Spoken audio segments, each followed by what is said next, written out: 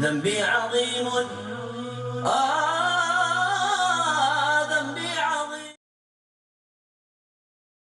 بسم الله الرحمن الرحيم. الحمد لله رب العالمين، وأصلي وأسلم على سيد الأنبياء والمرسلين نبينا محمد وعلى آله وأصحابه والتابعين لهم بإحسان إلى يوم الدين. In the name of Allah, the Compassionate, the Merciful, all praise is due to Allah, and may the peace and blessings of Allah be upon His Prophet Muhammad, his family, his companions all, and all of his followers until the day of resurrection. Assalamu alaikum wa rahmatullahi wa barakatuh. Peace be with you. I'd like to welcome you to this continuation of the series, Human Rights, a Muslim Perspective. I've already covered in this series all of the important issues regarding the history, the significance, the sides of human rights, the violation of human rights in today's world. And also I talked about the Muslim perspective, as I see it, of human rights. And I've already come to the issue of caring for those who are at disadvantage, particularly in times of conflicts and war. And we need to remember what has been said of the Muslim Khalifas and rulers throughout history regarding the directions to commanders in the field, that in times of conflicts with enemies, obviously they don't need to cut trees, not to loot, not to abuse the power they have at hand, particularly to those who are non-combatants, including the women who are non-combatants, the elders, the children, the sick, and the worshippers in their own monks, churches, and synagogues, and other temples of worship. And then there is the sanctity of the human being, whether this human being is alive or dead. Even for the dead, we have to care for this person, making sure that he is kept with his dignity and honor even after he passes away. Now, coming to the most important aspects of the human rights in the Muslim perspective, which is all rights, freedoms, and duties are bound by the Sharia. They are bound by the law of Islam. And obviously, this Sharia has to be interpreted according to the sources of this Sharia, namely the Book of Allah and the Sunnah of the Prophet sallallahu alaihi wasallam, based on the interpretation of the specialized scholars. So it's not in the hands of anyone to do that, including rulers. They have to depend on very well-versed, specialized scholars who know what the rules are and how to be interpreted. So all of this is the guardian against the misuse of human rights or the twisting of human rights, either to the advantage of those who are in authority or those who are probably somewhat influenced by foreign ideas to Islam. We understand that there are many common things between Muslims and non-Muslims in regards to human rights, but still, in some areas, some issues, there will be some difference. Let me make some comparison between the Universal Declaration of Human Rights and the Universal Islamic Declaration of Human Rights. And we find that there are many areas of agreement between the two. And let me be frank, that the wording and the formulation of the issues presented in the Universal Islamic Declaration of Human Rights was somehow influenced by the Universal Declaration of Human Rights. Not necessarily the topics, but the formulation, the wording, putting things in a particular order or style. That was obviously influenced by the Universal Declaration of Human Rights, which was ratified on December the 10th of 1948. And since then, that has been the day of human rights, where states, organizations, and human rights societies are supposed to educate the public about human rights, to make people aware, to celebrate this in such a way as to advance the cause of defending human rights in every society on earth. Let me talk about some of the points of agreement, which are so many, but I need to go back over these points one by one, starting with equality of people in their original status as dignified human beings. Every human being is born in dignity and honor and shall be respected and shall maintain that status unless they go out of bounds and unless they commit terrible crimes or they have to face penalties set by laws in every country. Now, in the Muslim context, we're talking about Sharia. Secondly, there is this equality in enjoyment of all the rights in front of the law, and in the case of Muslims, in front of the Sharia, the law of Allah subhanahu wa ta'ala. There's also the agreement in right to life and the prohibition of abortion. And we know that abortion, which means to abort a child from pregnancy, no one has the right to abort that child because it's a human being and it's killing a human being, which is not right for anyone. It's Allah subhanahu wa ta'ala who decides what is right and what is wrong and who gives life and who takes life. So this is important. Another point of agreement is the right to good reputation and dignity, because again, a person has to be protected from injuring his honor, injuring his reputation as a decent human being, unless proven otherwise under the law. There is also the right of forming families, because the family is the basic unit of any society, and every human being has the right to form a family under the law of the Sharia in the right way, to marry. Now we understand that marriage has to be maintained according to the law in every particular religion or culture. In Islam, they have to be free from any reason for them not to marry, such as when they are engaged with another person in marriage, except for a man to marry more than one, which is up to 4 women.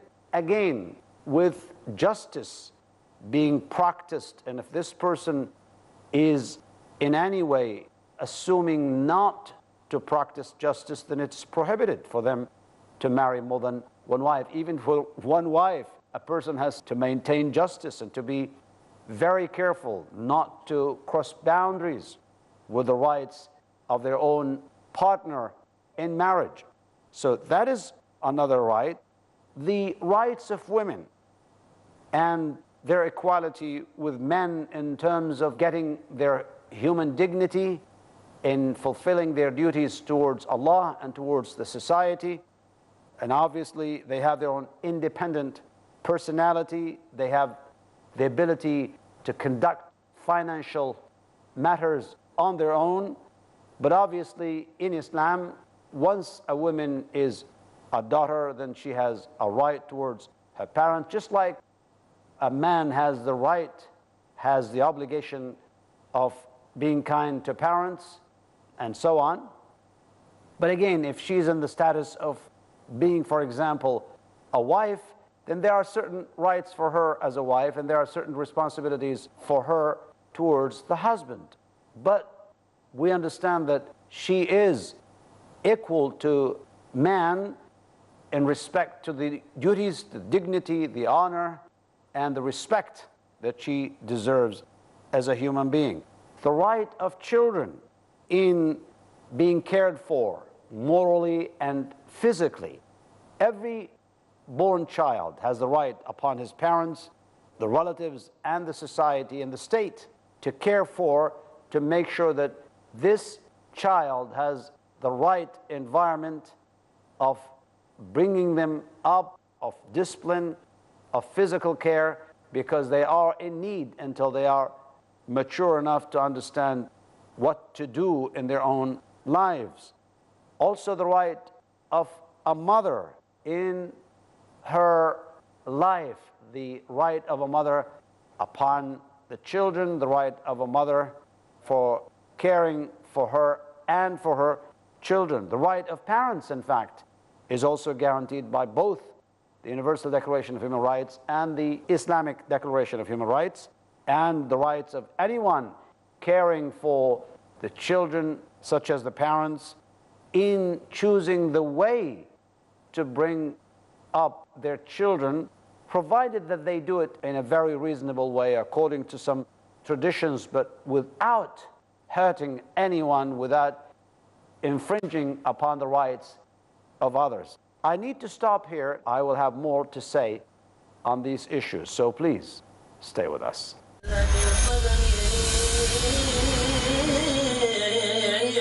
Who was the first prophet? Was a prophet the first one to read and write? Did God speak to a prophet? A prophet in a prison. A prophet who commanded the birds, insects, and animals? Want to know more? Join us for Stories of the Prophet. Stories of the Prophets, every Wednesday at 5:30 p.m. and repeat telecast at 7 a.m. India on Peace TV. This Ramadan, Welcome, O Ramadan. Ramadan, the month of blessings. Suhr, Iftar, Taraweeh, Laylatul Qadr, Aitikaf, Eidul Fitr, and many other practices that Prophet Muhammad, peace be upon him, did in this month of fasting. I'll be there for you throughout this glorious month of Ramadan. Let's make it more fruitful and reward-worthy. Share a date with me every day throughout this month of Ramadan. watch 1 hour exclusive episodes. Ramadan, a date with Dr. Zakir. Next on Peace TV.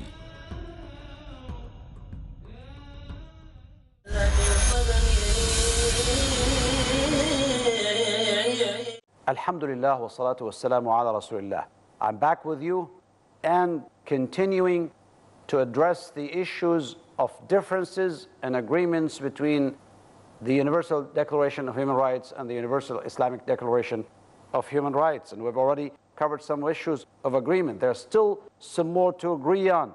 For example, the right of a person to be responsible and to issue or ask for responsibilities from others. A person has that right. An individual has a right in education, in full education. This is the right of the person, particularly in childhood, until they reach a very good age where they are to find a decent job, to work and earn decently. This is important. The right to freedom. Of course, everyone is born as free, and they have the right to work, they have the right to choose, they have the right to decide. So that is all agreed upon by all rights in documents and declarations of human rights. The right of the individual in the movement and in seeking asylum. When you say the movement, to transfer from one country to another, to go and seek a job in any place in the world. The right of a person to work and to choose the type of work, provided that this work is safe. And safety has to be maintained in the places of work. This is the right of the individual not to put them to any danger, anything that would influence their safety, security, and health. Also the right of people to have property, to own, and of course there is no right to confiscate their properties or belongings unless by law this is the case. So that is what is needed. In fact, we have to always refer to the law in order to somehow restrict these rights that are given. Also, both declarations talk about the importance of benefiting from one's production of intellectual material, the copyrights of an individual in whatever he has produced, such as books, writings, papers, any production of form of art, media, communication, anything of intellectual production would have to be, of course, the right of the person to benefit from, and it's his under the laws of copyrights. The right of the individual in providing an environment that is moral and clean.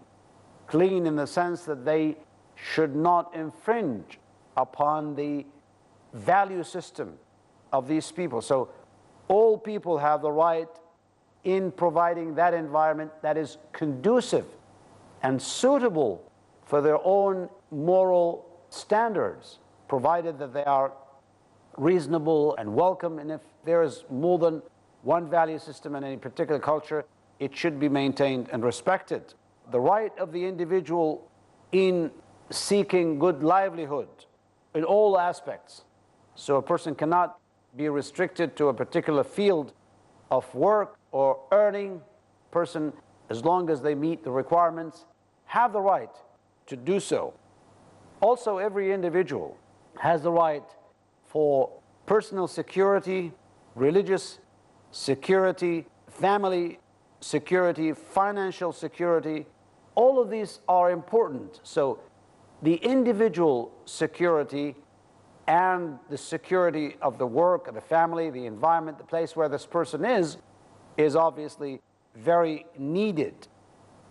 The person also has the right to be independent in their own dwellings and in their own family, and the right for them to communicate whatever they have and to express this clearly, which means that the dwellings of human beings are a sanctuary, and therefore they cannot be, of course, transgressed against. Even the state doesn't have the right to inspect, to enter any home, any dwelling without a prior and legal notice from the bodies of the judiciary, such as a court, in order for them to, if they have enough evidence to reason, to go and inspect, if that is for the safety of the general public or the safety of the individuals residing in that particular home or dwelling. The right of a person to seek asylum and to seek fair trial. The important thing is that the guards for human rights come basically from the judiciary and the judicial system. If that is found, and everyone will resort to the law and to find that their rights are maintained and their rights are guaranteed not to be somehow in any way taken from them, wholly or partially.